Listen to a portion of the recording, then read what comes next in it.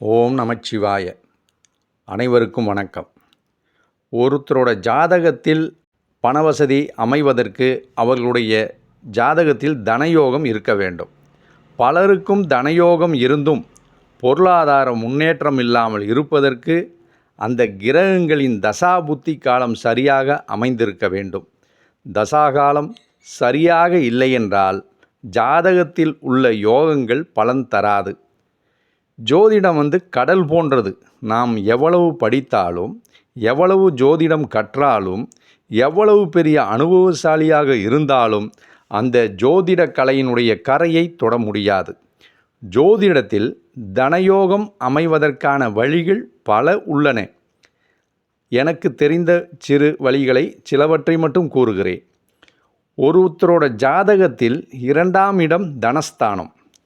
இந்த 2ஆம் இடத்தின் அதிபதி ஆட்சி, உச்சம் அல்லது உச்சம் பெற்ற கிரகங்களோடு இணைவு பெற்றிருந்தால் தனயோகம் உண்டு. அப்படி 2ஆம் வீட்டின் அதிபதி ஆட்சி உச்சம் பெற்ற இடம் மறைவு ஸ்தானமான 6ஆம் இடமாகவோ 8ஆம் இடமாகவோ 12ஆம் இடமாகவோ இருந்தாலும் அது கண்டிப்பாக வேலை செய்யும். தனயோகம் உண்டு. மறைவு ஸ்தானம் என்பதற்காக அந்த யோகம் இல்லாமல் போகாது. அதேபோல் ஜாதகத்தில் 2ஆம் இடம் தனஸ்தானம் மற்றும் 11ஆம் இடம் லாபஸ்தானம் ஆகியவற்றின் அதிபதிகள் வலுவாக இருப்பதும், அவர்கள் பரிவர்த்தனை ஆகி இருந்தாலும் அல்லது கேந்திர தொடர்பு, அதாவது 1, 4, 7, 10 கேந்திரஸ்தானம், அந்த கேந்திர தொடர்பு பெற்றிருந்தாலோ தனயோகம் உண்டு. 2ஆம் இடத்தின் அதிபதி 6ஆம் இடத்தில் ஆட்சி உச்சம் பெற்றிருந்தால் அவர்களுக்கு அரசியல் மூலமாகவோ அல்லது அரசாங்கம் மூலமாகவோ அல்லது வெளிநாட்டு தொழில் மூலமாகவோ பணவரவு தனயோகம் அற்புதமாக இருக்கும்.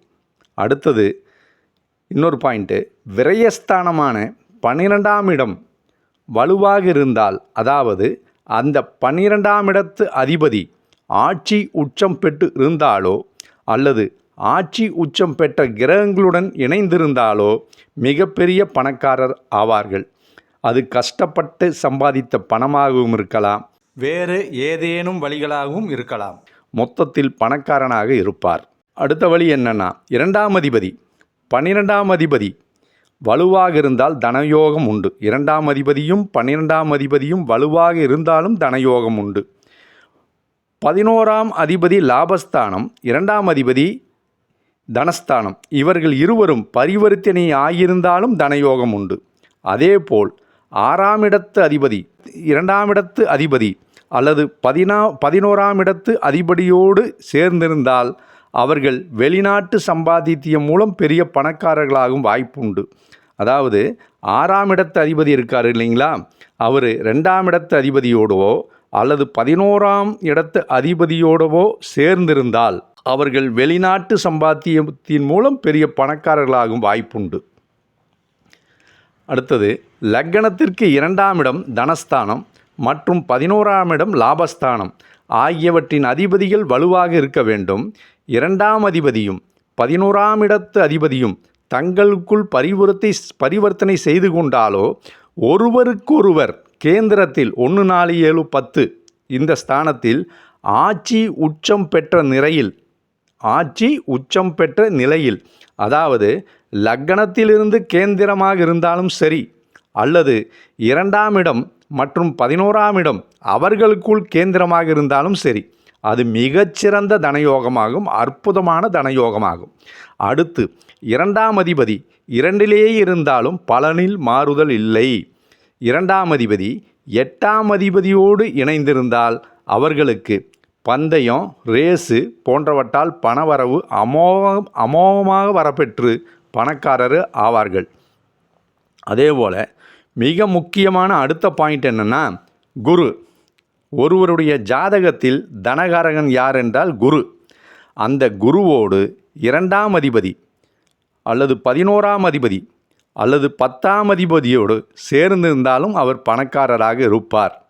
இதேபோல் 2ஆம் அதிபதி அல்லது 11ஆம் அதிபதி குருவோடு இருந்து அதனுடன் ராகுவும் சேர்ந்திருந்தால் அவர் பிரம்மாண்டமாக சம்பாதித்து மிகப்பெரிய கோடீஸ்வரர் ஆகக்கூடிய அமைப்பும் அவர்களுக்கு உண்டு. தனகாரனான குரு 2ஆம் அதிபதி அல்லது 11ஆம் அதிபதிகளுடன் தொடர்பில் இருப்பது அல்லது அந்த இடங்களை பார்ப்பதும் செல்வத்தை தரும்.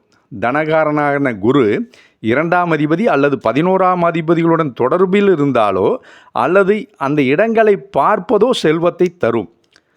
இதெல்லாம் சில வழிகள் தான். இதெல்லாம் நான் சொன்னதெல்லாம் தனயோகம் உண்டாவதற்கு சில வழிகள்.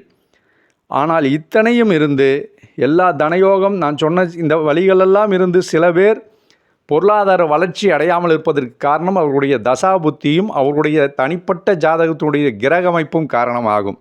இந்த ஜோசியம் ஒரு கடல் போன்றது. எனவே ஜாதகத்தில் சிறு சிறு குறைபாடுகளை கண்டு நாம் கலங்காமல் ஒட்டுமொத்த கிரக நிலைகளை ஆராய்ந்து வாழ்வின் போக்கை புரிந்து மாற்றிக்கொண்டு இறை வழிபாட்டின் தொடர்பு கொண்டு வாழ்க்கையை வெற்றியாக்கி கொள்ள வேண்டும். நன்றி, வணக்கம். ஓம் நமச்சிவாய.